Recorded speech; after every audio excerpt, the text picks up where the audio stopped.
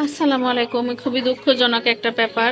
আমি গতকালকে দেখতেই পাচ্ছিলেন যে আমি একজনকে ঘুঘু দিয়েছিলাম, কিন্তু দুঃখের বিষয় সে ঘুঘুগুলো নাকি তার কাছ থেকে নিয়ে গেছে, বিড়াল খেয়ে ফেলছে। এখন সে আবার চেতেছে একটা ঘুঘু পাখিতে জোড়া মিলে দিতে। খুবই কষ্ট লাগতেছে, জানেন না? এত কষ্ট করে ঘুঘু পাখিগুলো পালে আমি বিক্রি করতে চাই নাই, কিন্তু তারা নিয়ে গেছে। এখন সে ঘুঘুগুলো আবার নিতে আসবে, জানি না সে কালকে আবার বিকালের দিকে ঘুঘু নিতে আসবে। আমার ঘুঘুটা পুরাই ফাঁকা হয়ে যাচ্ছে। খাইছে কেমনে শুনি? মানে এরকম না, ফাঁকা মতো একদম। এরকম ফাঁকা? হ্যাঁ। আমারটা তো এরকম ফাঁকা ছিল। এই যে পরে এই নেট লাগাইছি কেন, আমার বিড়ালায় তিনটা খাইয়া ফেলছে, এই গুগু পাখি তিনটা। করে কি মাথা মতো ধরে নিয়ে গেছে আমার সামনে। তাই তো তা আপনি এই এই এই টিমিতে আপনি রাখতে পারবেন না তো গুগু। আপনার নিলে তো শুধু লস হইব।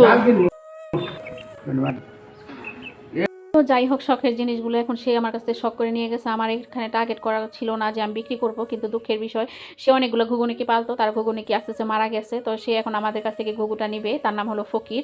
এখন আপনার মামা, আপনাদের ভাইয়া বলতেছে থা করে দিও, ওদেই জানে তার যা দেয় নিয়ে দে। তো আমার ছেলে বলে দিছিল যে আঙ্কেল আমাকে কিন্তু, আমি কিন্তু 800 টাকা জোড়া বিক্রি কিনা করছি, আমাকে 700 দিন। পরে আমি বলতেছি, পরে উনি বলতেছে ওনাকে 500 টাকা দিবে। পরে বলতেছে, আমি বলছি আপনি তো শখ করে আর একটু বেশি দিবেন।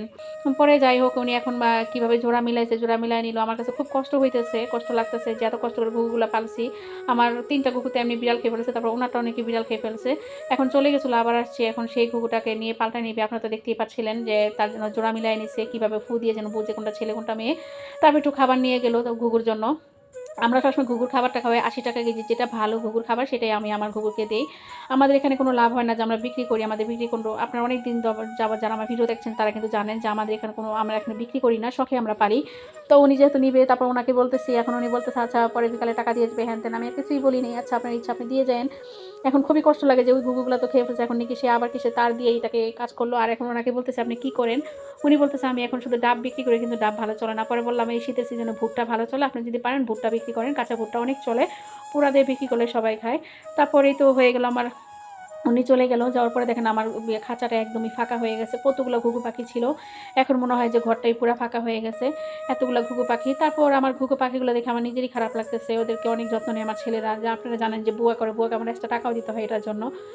তারপরে শেষ করে এখন আমাদের বিকালের শেষ করে রান্না ছিল, আমার বিকালে তরকারি ছিল না, যার জন্য এখন ডিম সেদ্ধ দিয়ে আলু দিয়ে, নতুন আলু দিয়ে ডিম দিয়ে করে, যেহেতু রাতের খাবার, নতুন আলু দিয়ে ডিম দিয়ে রান্না করতেছি।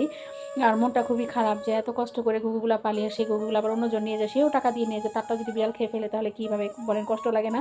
তো এই ফাঁকে এগুলো চিন্তা করতে করতে আসলে অনেক চিন্তা চলে আসে। তো যাই হোক, এখন রান্নাবান্না শুরু করতেছি। আর আজকে মনে হয় একটু ঝালটা বেশি দিয়ে ফেলছি, আদা রসুনটা বেশি দিয়ে ফেলছি, তালে ভুলে গেছিলাম। অনেক সময় রান্নাবান্না এমন একটা আর্ট হয়ে যায় যেন নিজে থেকেই সব মনে আসে, আবার এমন একটা সময় হয়ে যায় যে সব এলোমেলো হয়ে যায়। তো আপনার ভাইয়ে আমার জন্য আবার বরকলি শাক নিয়ে এসছে। আমি এখন ডিমটা রান্না করে বরকলি শাকটা বেছে নিব, কারণ খালা সকালে আস্তে আস্তে, খালা কালকে আবার রুটি বানাবে, খালার কষ্ট হয়ে যাবে, যার জন্য শাকটা আমি বেছে নিব। আর আমার তরকারিটা এদিকে হতে আমি কিছুটা শাক ধরি আর করি। আর আজকে আমার ছোটো ছেলে এত ভালো হয়ে গেছে, সে শুধু আজকে মোবাইল দেখে নাই, সে শুধু আজকে খেলাধুলা করতেছে।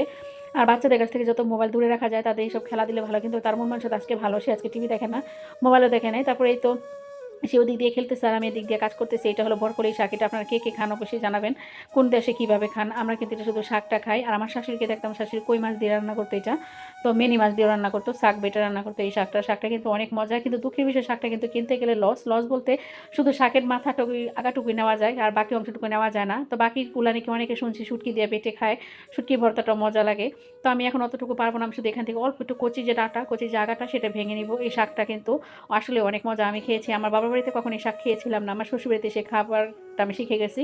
তারপর আমার তরকারিটা হয়ে গেছে, এখন তরকারি রেখে আমি আস্তে আস্তে শাকটা ভাজবো। আর দেখেন আমার ছেলে একা একা খেলা করতেছে, আমার জন্য সেই মোবাইলের বক্স বানাচ্ছে, টিভির বক্স বানাচ্ছে, মানে এইরকম।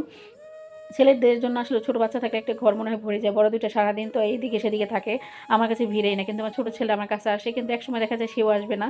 বড় হয়ে গেলে বাচ্চারা, বিশেষ করে ছেলে বাচ্চারা এরকম হয়ে যায়, মেয়েরা হলেও হয়তো বা কাছে আসে। তো আজকের মতো এখানেই, সবাই ভালো থাকবেন। আমার ভিডিওগুলো কে কোথায় থেকে দেখছেন তাও জানাবেন। আর প্লিজ যদি ভালো লাগে একটা অবশ্যই লাইক এবং সাবস্ক্রাইব করে দিবেন। আল্লাহ হাফেজ।